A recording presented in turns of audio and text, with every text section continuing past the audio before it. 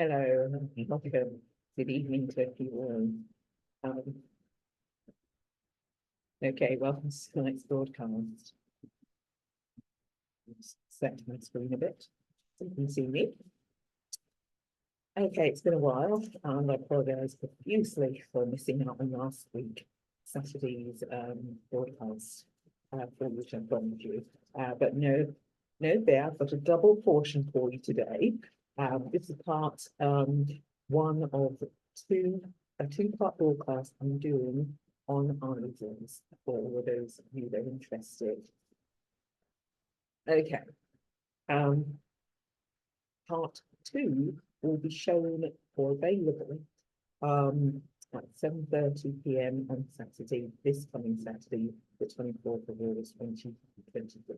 Okay, so get comfortable and make yourself a cup of tea if you want to. Although I would strongly advise you make it very fast. I'm about to literally dive in a moment. Okay. But I'm just going to generally run over the topics for the two evenings, or the mode of play in a sense. Tonight, we're going to take a look at what are ISAs, the different types of ISAs, when were they introduced, and how they should be incorporated into your financial plan. And when I say this, I'm going to take a look at the very basic model for, say, somebody who is just starting out savings and have you. Obviously, some of you are a bit more advanced and have more money to put away, and therefore, obviously, you can be using it either a lot more rigorously and more rigidly, and there's probably max it out every year. So, yeah. So, as I said, it's just for the gentle initial starters, the newcomers who are just starting to save. I'm going to just run through how they should be implemented before you get to the point where you're literally putting lots away and what have you, and using it up the maximum attempt. Part two will be taking a look at how do ISAs work, and therefore we'll be taking a look more in depth at the different types of ISAs and how they work. And then the future of ISAs, what the government are planning for ISAs, and then how should we respond and prepare for obviously what plans they're making with respect to the ISAs and how they're going to be used and what have you. And also finally the attitudes that we should adopt basically going forward. All right.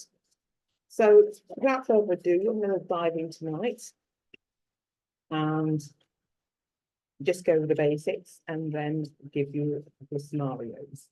Okay. Right. What are ISAs? Very simply, ISAs are individual savings accounts. There are four types of ISAs.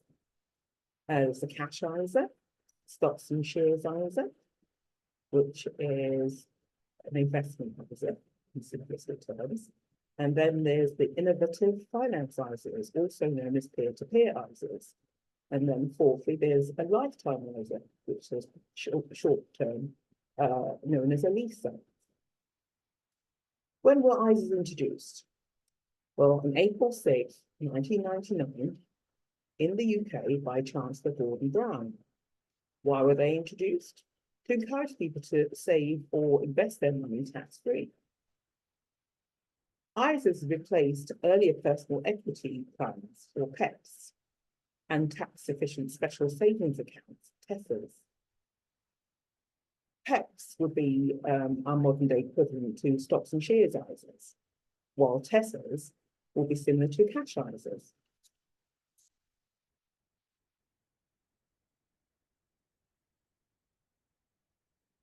Today, ISAs are an important way to save and invest for a variety of reasons, such as growing money, saving for retirement, or funding specific financial goals. In a moment, I'm going to show you an example of how I would recommend someone who is new to savings should use them or implement them. And the reason why I'm showing you this particular method is because you want your ISAs to literally be a place of rest for your money where they can grow and mature, and you just don't touch it. But this would be absolutely near on impossible if it was a case that you're using your ISAs to live, because you don't have enough money initially to work with, so you don't have to touch your ISAs. So the method I'm showing you is where you can build up some money so you don't have to touch your ISAs, and your ISAs can sit there working on your money, and building your interest.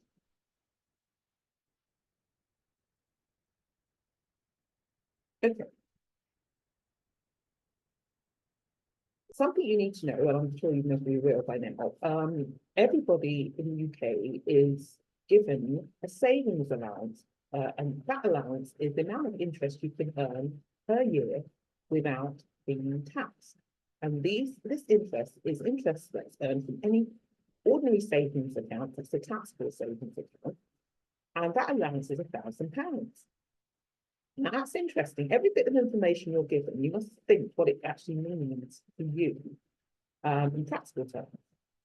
So that would mean you would need to have in your account at least, I think it's £10,000, say of a 10% account, to earn £1,000 of interest, which is tax-free every year. Any more than that £10,000 that you have in your account would obviously mean that you'd earn more than £1,000 worth of interest.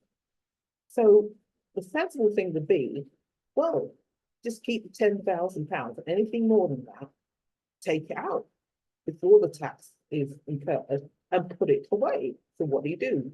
That's when you use your ISA. You take the excess of that £10,000. Anything above the £10,000 that you have, that's going to make sure your interest goes above £1,000, and stick it in an ISA. And that's a simple principle, which is what I'm going to discuss with you tonight. Okay, to show you exactly what I mean, I'm going through a scenario which I basically just wanted to show you, which would clearly illustrate the principle I'm actually training you on tonight. And that's just simply going through scenarios of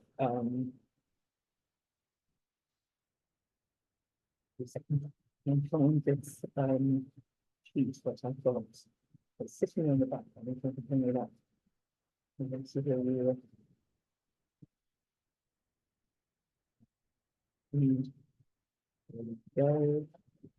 That's the one.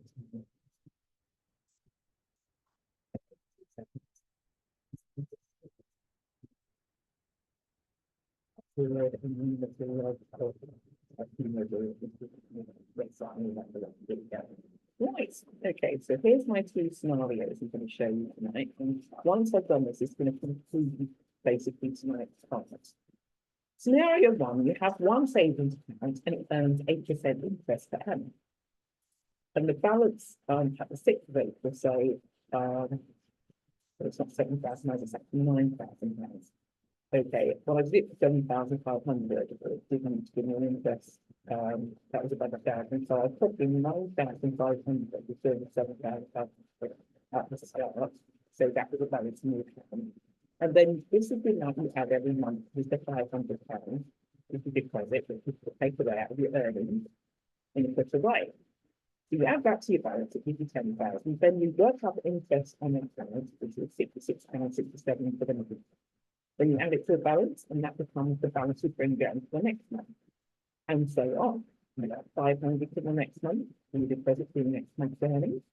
And so to say even put away, yeah, the interest, you add that on, makes the new balance 10,637.11, and you bring it down to the next month. You keep doing that until you get down to month 12, where you then see that you have a balance of 12,344.41. No, not quite right. That's not what you would have had. What you would have had is a balance of about £16,000 and change. But what I did is in month 14, Because I saw that the total interest, which is this column here, that would have been earned for the year, would have exceeded £1,000, which is what they're trying to avoid. You don't want to pay any more tax than you need to. I then, in month 11, put out £4,154.96 and popped it in an ISA. So that's what I'm talking about. So now, at the end of the year, you have your £5,344.49, which is the balance in the savings account going forward for the next year. And then you have your £4,154.96 put away in your tax-free ISA savings account, plus you get tax interest on that tax-free. Also, you've used up near enough your allowance, your £1,000 allowance for interest there, so you've got that as well, which is incorporated into that balance of £12,344.41.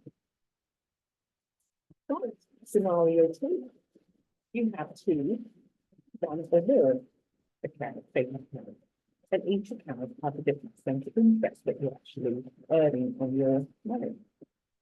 So, for instance, your savings account 1, which earns you an 8% interest rate. Let's take a look. The initial balance will have a £3,000 interest, and you'd be adding a premium or a deposit of £500 in it. At the end of that 12-month period, you would have had, well, it would have been that 3,435.19 plus 6,000, which would have been about £9,000. Okay, well, okay, which earned you £435.19 interest for the year, just that one account. But we see in month 11, once again, I deducted a figure. How did I work out that figure that I needed to deduct? Well, the total interest for both accounts is £997.57, which comprises of this £435.19 account number 1, which is earning you 8% interest, and the interest earned in the savings account number 2 at 6.17%. Okay, so all I've done is had two savings accounts. The balance in the second one, the start date was 17,250, and the monthly premium or deposits I was making was 250. And then having an interest per month, like we did in the account 1. At the end of the year, you realise you've gained £562.37 interest. That added to the £435.19 makes that £997, which is the total interest for the year, and that's the allowance we have. So you can have as many accounts as you like, as long as you obviously monitor them and see how much interest you're earning per year with each one. And once that figure looks like it's heading towards that £1,000, you quickly work out how much money you need to deduct and put into your ISA so that your annual allowance will not exceed £1,000. And in this case, I put £6,000 for my first savings account.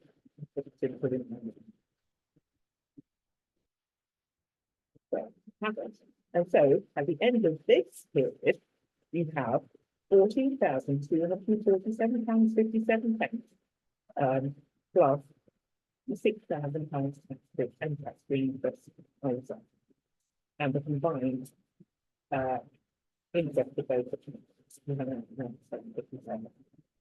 okay, so pretty much that concludes tonight's forecast. If there are any questions, please feel free to DM me or leave a comment.